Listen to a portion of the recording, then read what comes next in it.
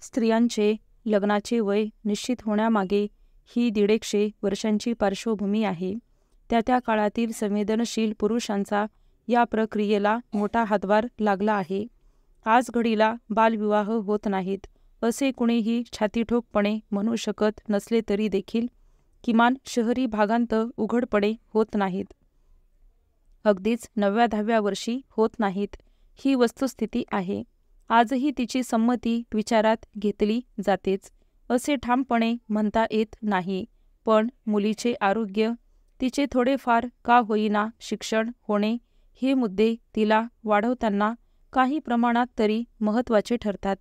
सामाजिक दबाव थोडाफार का होईना विचारात घ्यावा लागतो. हे सगळेच घडू शकले ते गेल्या 150 वर्षांमधल्या सामाजिक सुधारणांच्या रेट्यामुळे, त्यातून झालेल्या कायदेबदलांमुळे.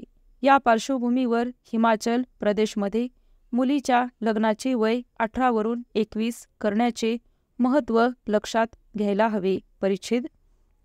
मुलगी हे ओझे, परक्याचे धन मानणारा समाज अगदी आजही हे ओझे ज्याचे त्याला लवकरात लवकर देऊन टाकण्यात धन्यता मानतो. त्यामुळे मुलगी जन्माला आल्यापासूनच तिच्या लग्नाची चर्चा सुरू होते. तिला नीट शिक्षण देणे, स्वावलंबी व्यक्ती बनवणे हा आधुनिक विचार आजही अनेकांना झेपत नाही. ग्रामीण भागात विशिष्ट जाती धर्मांमध्ये तर हे मुद्दे आणखीनच जटिल होतात. मुलीला काय हवे आहे, तिला लग्न करायचे आहे की नाही याचा विचार न करताच कुटुंबाची इच्छा म्हणून, प्रतिष्ठा म्हणून तिच्यावर लग्न लादले जाते. आपोआपच बाळंतपणेही लादली जातात.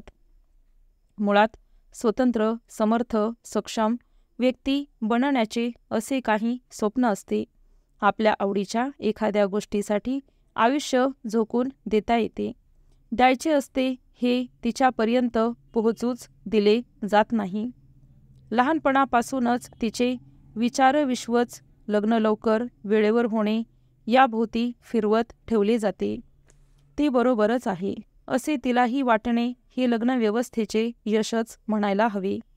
त्यामुळे ती वेळच कायद्याने लांबवणे हा स्त्री सक्षमीकरणाचा खरा चांगला मार्ग. परिच्छेद.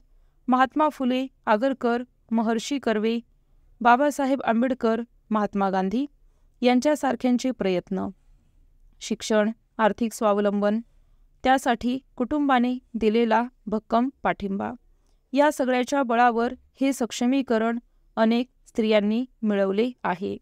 पण आपल्या लोकसंख्येचे प्रमाणच एवढे प्रचंड आहे की आकडेवारीच्या खेळात हे प्रमाणही नगण्यच वाटावे.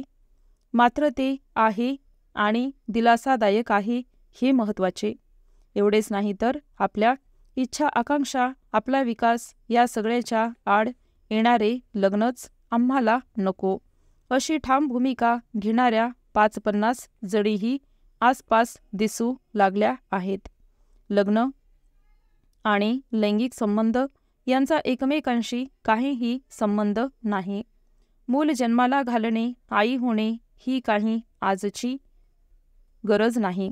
अशा स्वच्छ भूमिका घेऊन जगणाऱ्या या स्त्रियांचा हा आवेग उद्याच्या कायद्याला तरी पेलवणार आहे का, असाच प्रश्न त्यातून उपस्थित होऊ शकतो. ही वेगळी गोष्ट. त्यांना लग्नव्यवस्थेला नकार द्यायचा नाही, तर स्वतःच्या संमतीला प्राधान्य द्यायचे आहे. हे अधिक महत्त्वाचे आहे. हे लक्षात घेतले पाहिजे. स्टॉप.